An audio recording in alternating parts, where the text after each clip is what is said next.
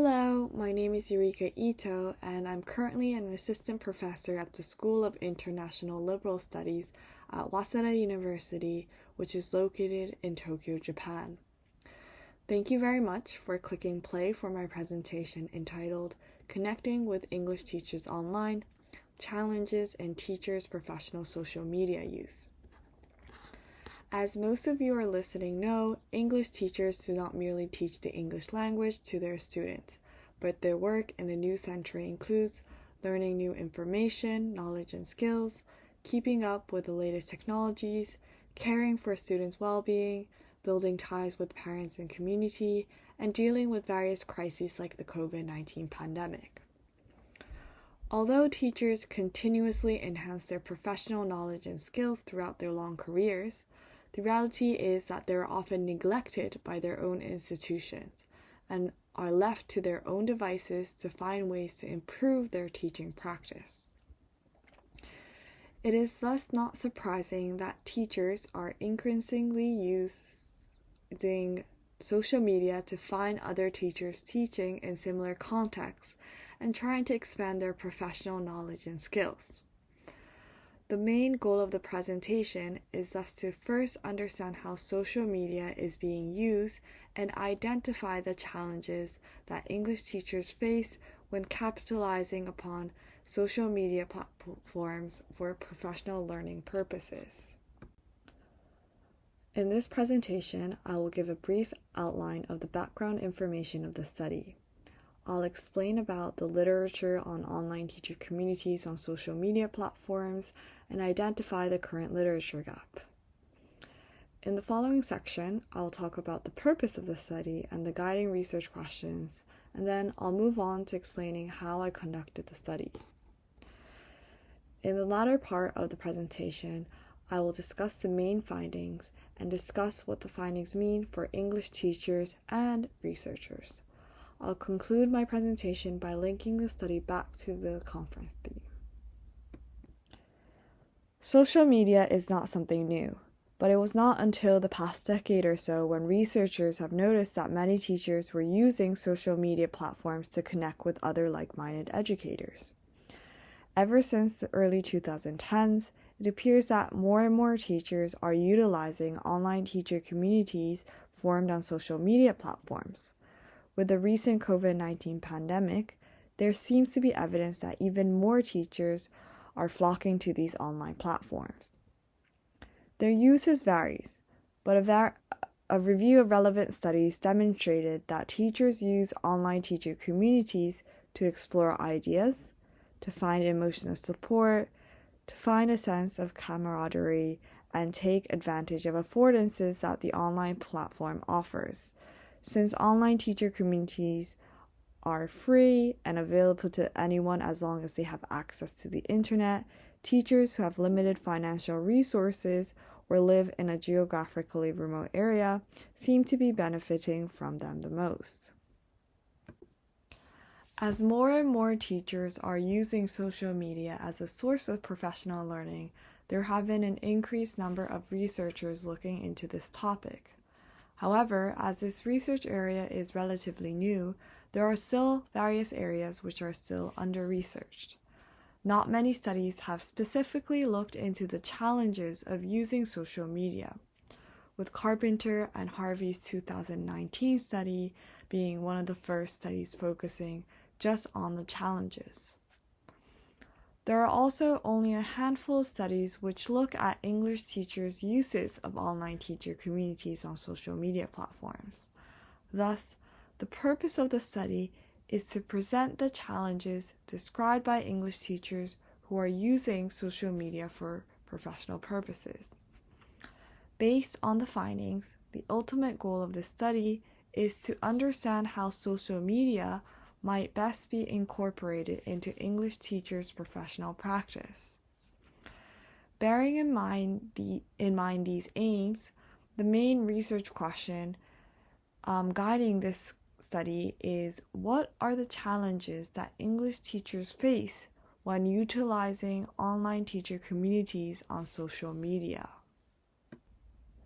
Considering the aforementioned aims and guiding research question, the study adopted a mixed methods research design. Specifically, data were collected using two main methods. Firstly, 4 Facebook language teacher communities with a specific focus on technology were observed for a period of 3 months between October 2021 and December 2021. The content, meaning the shared posts and comments, and number of members and online posts, were all monitored and recorded in an observational journal. The reason why I chose Facebook as the main platform was largely because of 3 reasons. Firstly, Facebook is considered to be one of the most popular platforms in general. On average, there are currently nearly 2 billion daily active users around the world. Secondly, a number of studies suggested that teachers are using online teacher communities on Facebook. And thirdly, when I piloted the study, it was evident that English teachers were actively using such communities. As for my second data collection method, semi-structured interviews were conducted to understand how English teachers are using social media platforms as a source of professional learning. The interviews were conducted around the same time as the online observations, and they were all conducted online using Zoom, as it was difficult to meet face-to-face because of pandemic-related restrictions. In total, 30 English teachers who were using social media participated in the interviews. The interviews were conducted using an interview guide, and teachers were asked questions such as, what are some challenges of using online teacher communities on social media? As for the main data analysis technique, I use inductive content analysis for the posts and comments and interview data. In other words, the identified codes, categories, and themes derived directly from the data. Before going into the actual findings, I would like to briefly talk about the ethical issues associated with the study. Most ethical guidelines in social research emphasize the need to consider the issue of informed consent.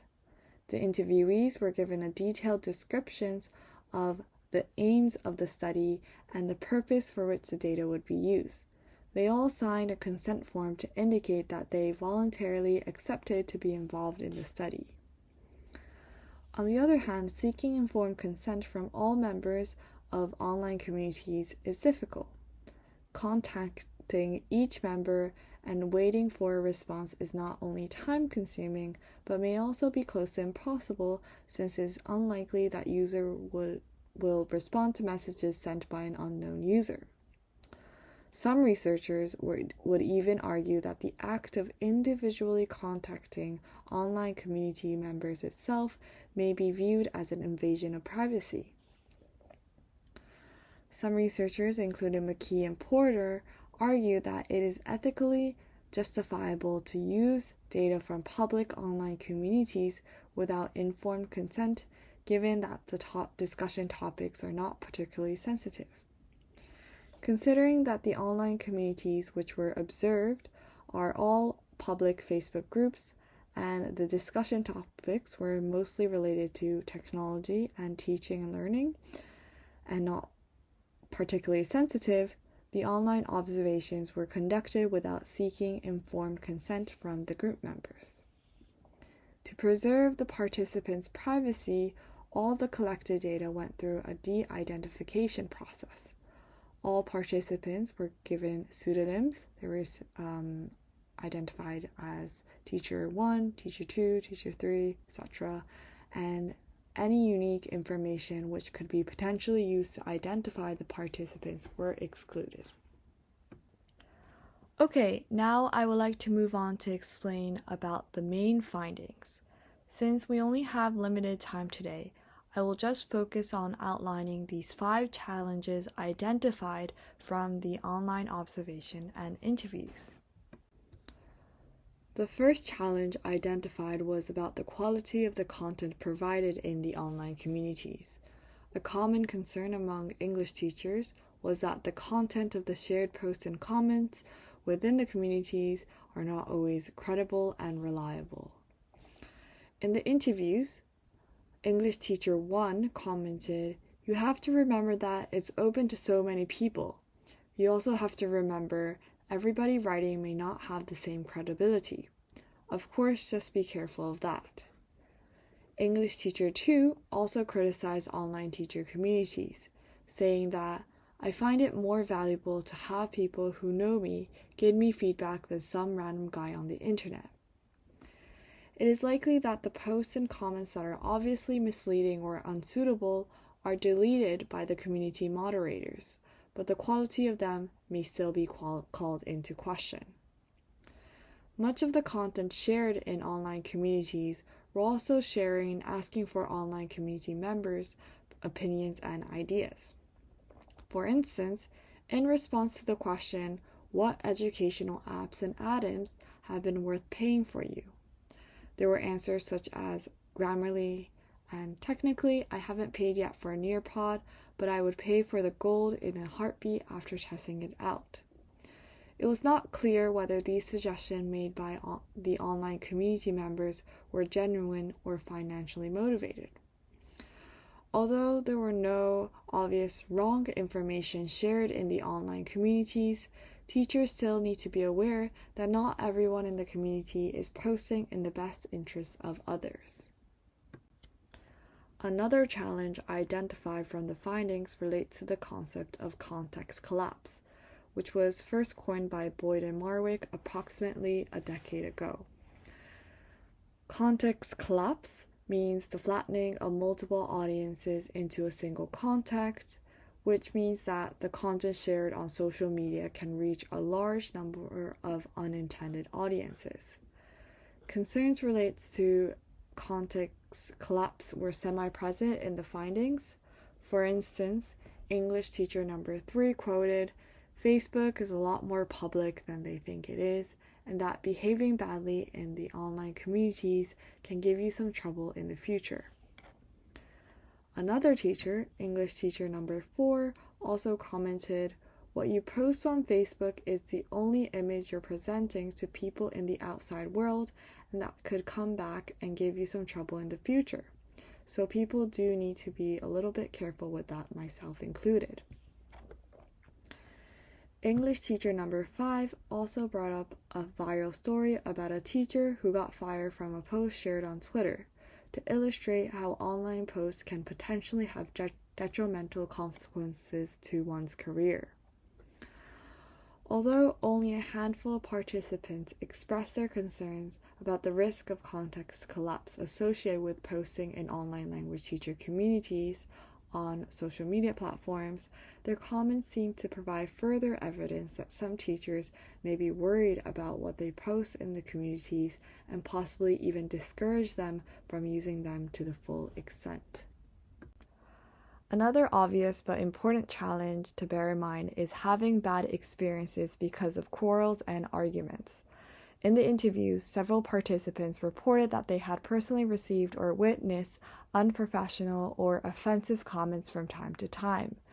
For instance, English teacher number 3 said, "I think people can get dragged into unnecessary negative arguments or disagreements, so I try to step away from that, but it's sometimes difficult. Someone might say something which you really disagree with, or you might say something that somebody else disagrees with, but this is a wider problem in society these days." In another instance, English teacher number 6 also talked about her negative online experience. She said, "One guy posted, 'If my students submit a video or an audio recording and it's 1 second short, I make them do it again. Is that fair?' And I responded, 'No, definitely not fair.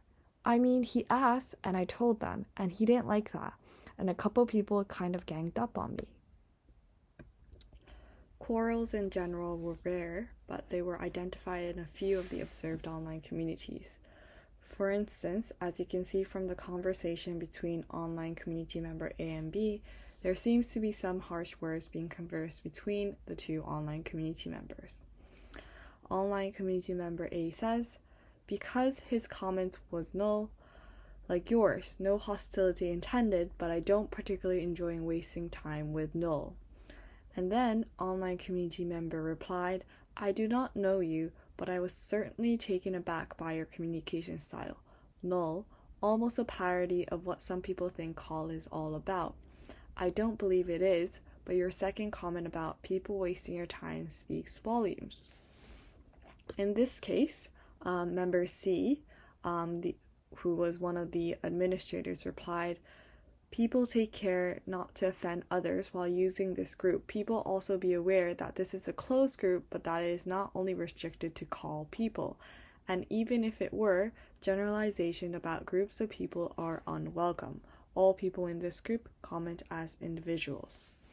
So you can see here that the moderator, online community member C, played an important role in stopping the argument from going any further. It's likely that there were not many online arguments in this online community was because of the acts of the administrators who moderated the content by intercepting negative messages and promoting positive interactions. A fourth challenge identified from the findings is related to time. In the interviews, English teacher number 7 reported, if I only have a 5-minute break between my classes, I hop onto Facebook and something pops up about something interesting going on in the tech world. Then that's my 5-minute knowledge boost for the day. So I think it's a good way to kind of streamline the information that teachers might want to have. When asked about the challenges of using online teacher communities on social media, English teacher number 8 also talked about time. She said, the negative aspects can be you sometimes can waste a long time following the group. In a different interview, English teacher number 9 indicated that she checks Facebook every day, often several times a day for updates in various groups. Online teacher communities on social media have often been praised for enabling teachers to connect with other teachers and mitigate various teaching-related problems in the comfort of their own homes or during their free time at work.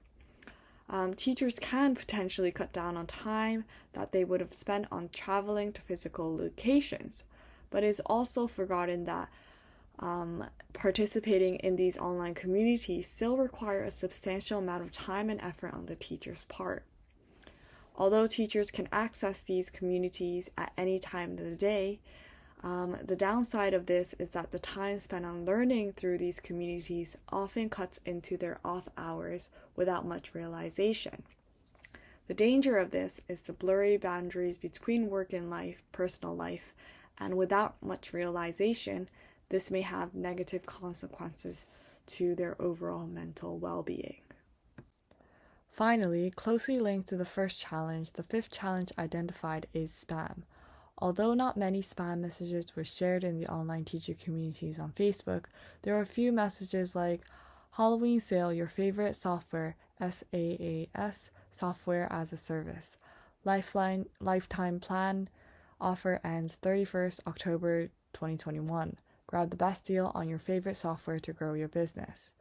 In one of the interviews as well, English teacher number 10 commented, actually, from my experience, once when I joined a particular group, after a few days, I received at least 3 or 4 friend requests from mostly men. You have to be careful. Also, I received personal messages inviting me to join a particular community, for example, tutoring schools.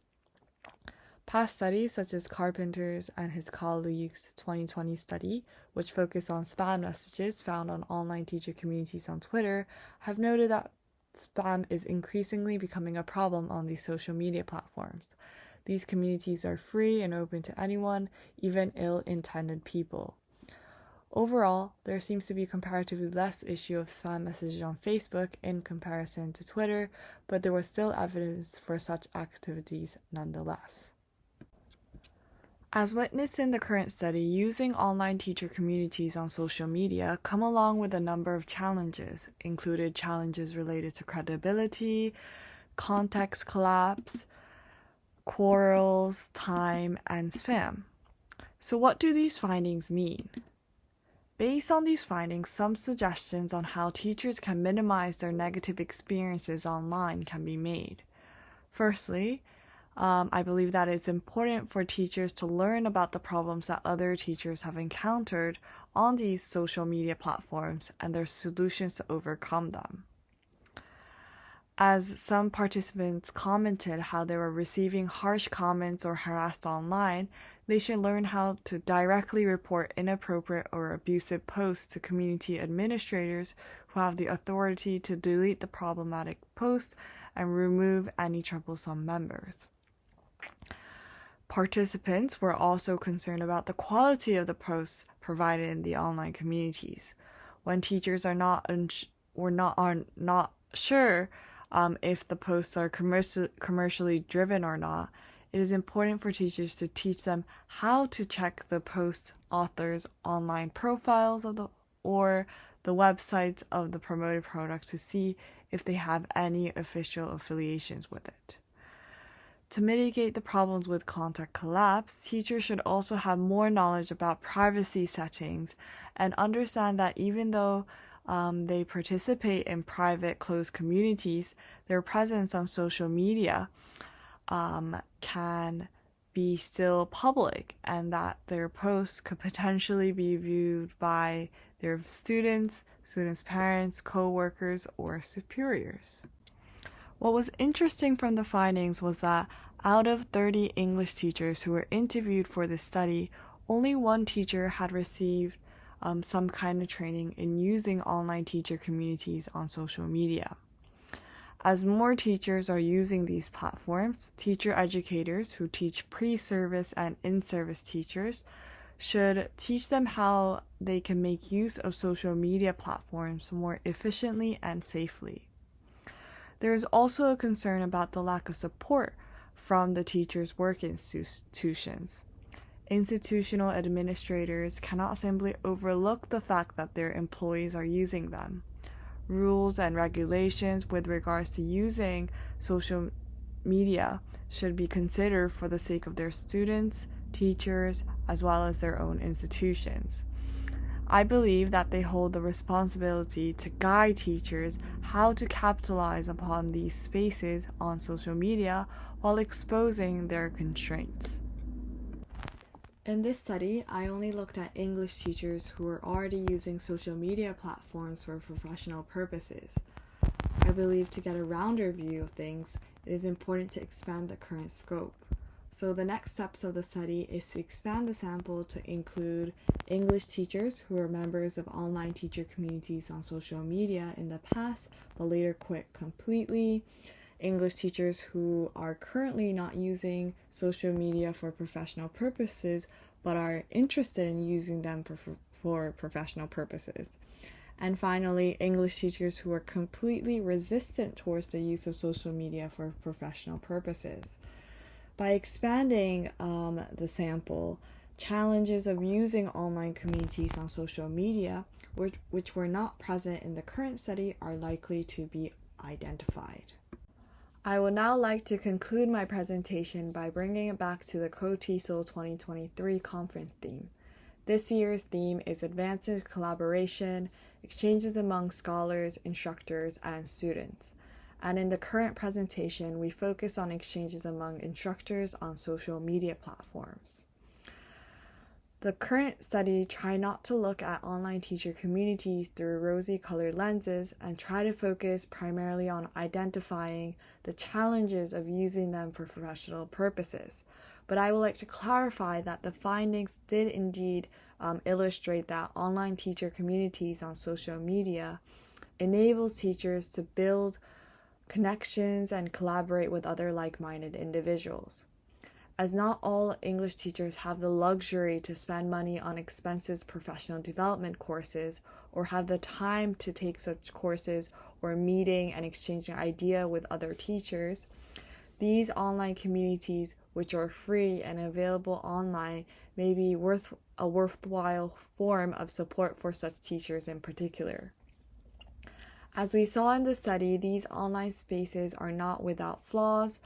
but they're likely to continue being an essential part of teachers' professional lives, and it's important for us to keep on understanding and investigating how teachers can make use of these online spaces. Thank you very much for taking the time to listen to my presentation. If you have any questions or comments, please do email me. And here are my references.